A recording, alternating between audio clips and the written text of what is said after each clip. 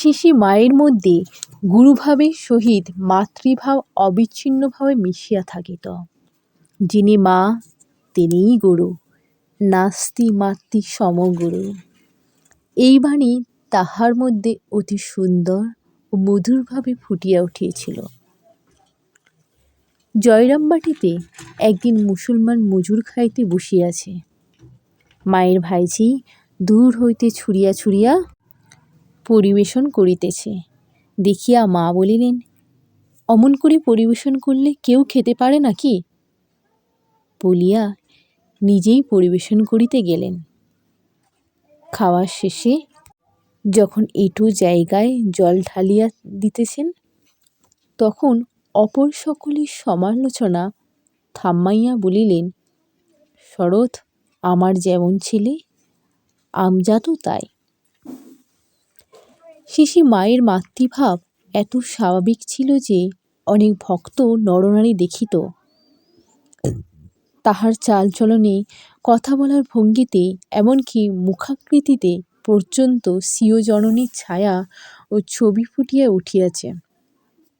মাতৃহারা তাহাকে পাইয়া মাতৃশোক ভুলিত।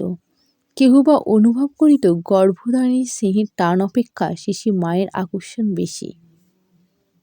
দীক্ষার পর একটি মেয়ে জিজ্ঞাসা করিয়াছে, কি সাধন ভজন করব মা? মা শান্ত গম্ভীর কণ্ঠে বলিতেছেন, জন্ম জন্ম সাধন তপস্যা করেই তো আজ আমার কাছে এলে মা, আর কি সাধন ভজন করবে? আবার কোন ছেলে যদি বলিত, মা তোমার কাছে আশ্রয় পেয়েছি, আর কি জপ তপ করব? অমনি মা বলিতেন, সে কি বাবা, ভগবান কেমন আঙুলগুলি দিয়েছেন, জপ করবে না তো কি করবে? জপাত সিদ্ধি।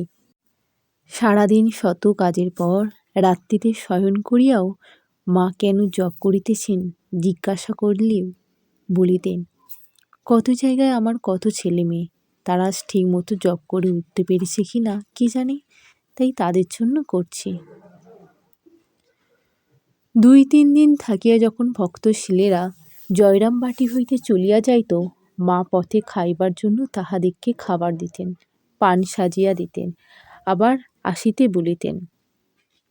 বিদায়কালে কখনো কখনো কাহারও চিবুক ধরিয়া চুমু খাইতেন।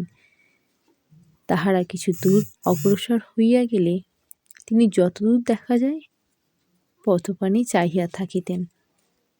অনেক দিন যাবৎ সন্তানেরা কেহ না আসিলে মা আপন মনে বলিতেন, ওরে ছেলেরা তোরা আয়, দেখা যায় তো 2-1 দিনের মধ্যেই একজন না একজন আসিয়া পড়িয়াছে।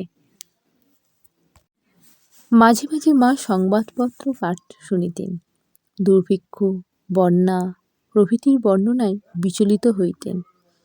আবার শরৎ মহারাজ সাহায্যদানে ব্যবস্থা করিয়াছেন শুনিয়া আশ্বস্ত হইতেন। রাজনৈতিক নির্যাতনের সংবাদে, বিশেষত নারীদের উপর অত্যাচারের কাহিনী শুনিয়া ঠাকুরের ছবির কাছে গিয়া বলিতেন, এসব কি হচ্ছে? অথচ ইংরেজের প্রতি কেহ ঘৃণা প্রদর্শন করিলে বলিতেন, না গো, ওরা আমার ছেলে। মহাযুদ্ধে বহু লোকক্ষয়ের সংবাদ শুনিতে শুনিতে একদিন অতর্কিতে তাহার মৃদু হাসি বিকট অট্টহাসিতে পরিণত হইয়া সমগ্র ভবনটি প্রকম্পিত করে। ভয়ে ভীত সঙ্গীরা গলবস্ত হইয়া করজোড়ে প্রার্থনা করিতে থাকে, মা এ ভাব সংবরণ করুন। ক্রমশ মা প্রকৃষ্ট হইলেন। মায়ের করাল মূর্তি কদাচিৎ কখনো ব্যক্ত হইয়াছে। একবার উন্মাদ হরিশ মাকে একা দেখিয়া ধরিতে আসিলে তিনি নিরুপায় হইয়া মড়াইয়ের চারিদিকে 6-7 বার ঘুরিলেন।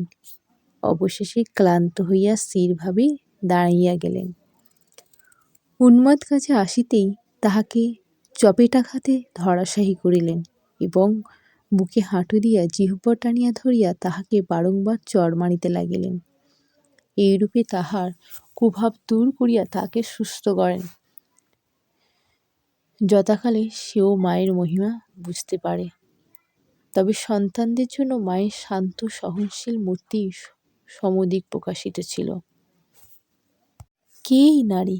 রেল স্টেশনে পশ্চিমা কুলি যাহার ভিতর তাহার হারানো মা জননীকে খুঁজিয়া পায় এবং বনজাত পুষ্পের অঞ্জলি তাহার চরণে ঢালিয়া দেয়। আবার পাশ্চাত্য খ্রিস্টান মহিলা যাহাকে চিঠিতে লেখে, কি তুমি আমার প্রার্থনাকালে মেরি স্থানে আবির্ভূতা হও। নিবেদিতা যথার্থই বলিয়াছেন। নারীর আদর্শ সম্বন্ধে সারদা দেবী শ্রী রামকৃষ্ণের শেষ কথা। শ্রী মা ছিলেন পুরাতনের শেষ পথিক ও এক নতুনের সার্থক সূচনা। শ্রী মায়ের জীবনেও চরিত্রে উমা, সীতা, সাবিত্রী, শ্রী রাধার ছবি স্পষ্টই ভাসিয়া ওঠে। আবার তাহার প্রসঙ্গে গোপা, মীরা ও বিষ্ণুপ্রিয়ার কথাও মনে পড়িয়া যায়। পুরাতনের সকল মাধুর্য লইয়া এবং নতুনের অপূর্ব ঐশ্বর্যে বিমণ্ডিত হইয়া শ্রী মায়ের অনুপম মাতৃত্ব পরিপূর্ণভাবে ফুটিয়া উঠিয়াছে। তাহাকে কেন্দ্র করিয়াই নূতনতর গার্গী মৈত্রী সম্ভাবনা। ইহাই স্বামীজীর ভবিষ্যৎবাণী।